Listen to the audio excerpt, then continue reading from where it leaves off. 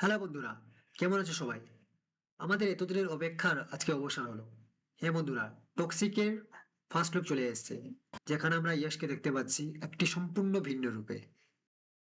আমরা যারা ইয়শকে কেজিএফ এ দেখেছি ও তার সেই যে ভয়ঙ্কর রূপ, আমার মনে হয় সেটি আমাদেরকে ভুলে যেতে হবে।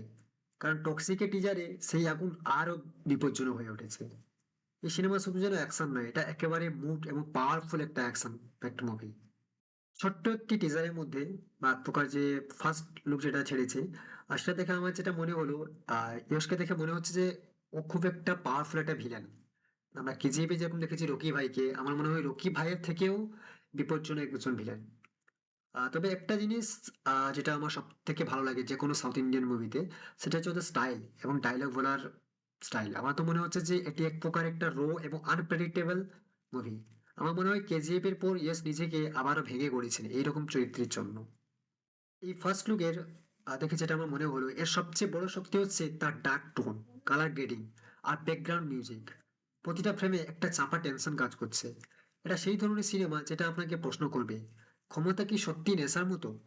ট্রিজার দেখে খুব একটা স্পষ্ট কিছু বোঝা গেল না যে গল্পটা কি হতে চলেছে।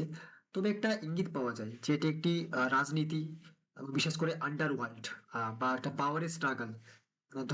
আমরা এটা ধরতে পারি যে দুটো গ্যাং এর মধ্যে যে গ্যাংস্টার যেরকম চরিত্র থাকে, তো সেই ধরনের কিছু গল্প হতে চলেছে। তবে আমরা সময় জানি যে এটি এত বড় একটা বিগ ফ্র্যাঞ্চাইজ এবং এত বড় বড় সব স্টারদের নিয়ে স্টারদের কাস্ট করা হয়েছে। তার মানে এখানে একটা ভালো স্টোরিও পাওয়া যাবে। এটা হতে পারে হয়তো এটা এর চ্যাপ্টার ওয়ান, এরপরে হয়তো চ্যাপ্টার টু থ্রি এরকম আসতেও পারে। তো যাই হোক, আমরা তো অবশ্যই অপেক্ষায় থাকবো। আফটার কেজিএফ যশের ক্যারিয়ারে আরেকটা মাইলস্টোন হতে চলেছে এই ছবি। আর এত শক্তিশালী স্টার কাস্ট নিয়ে প্রত্যাশা তো আকাশ ছোঁয়া, সেটা বলা বাহুল্য। আপনি যদি ইন্টেন্স ডার্ক আর পাওয়ার প্যাক সিনেমার ভক্ত হন, তাহলে টক্সিক অবশ্যই আপনার ওয়াচ লিস্টে থাকা উচিত। কিছুদিন আগে অবশ্যই কেভিন প্রোডাকশন তার যে সোশ্যাল মিডিয়া হ্যান্ডেল রয়েছে সেখান থেকে যারা বড় বড় স্টার কাস্ট হচ্ছে তাদের ফার্স্ট লুক প্রকাশ করেছিল। তবে ইয়শের ক্ষেত্রে আমরা দেখতে পেলাম, যেহেতু আজকে ইয়শের জন্মদিন ছিল, তো অবশ্যই হ্যাপি বার্থডে ইয়শ। এবং তার পাশাপাশি ইয়শের তো ফার্স্ট লুক প্রকাশ করা হলো। এবং তার আগেও তোমরা সবাই জানো যে একে একে প্রত্যেকটা ফিমেল স্টার কাস্টের ছবি বা এক প্রকার ফার্স্ট লুক পোস্ট করা হয়েছিল।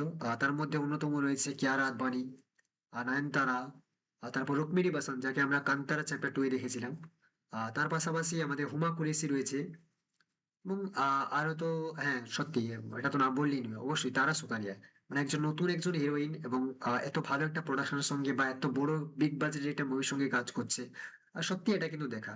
তো যাই হোক বন্ধুরা, আমি তো অবশ্যই আশায় থাকবো। 19 মার্চ মুভিটি রিলিজ করতে চলেছে। আমার পাশাপাশি আপনারা কারা এই মুভিটির জন্য অপেক্ষায় বসে আছেন, অবশ্যই কমেন্ট করে জানাবেন। ধন্যবাদ। Good by.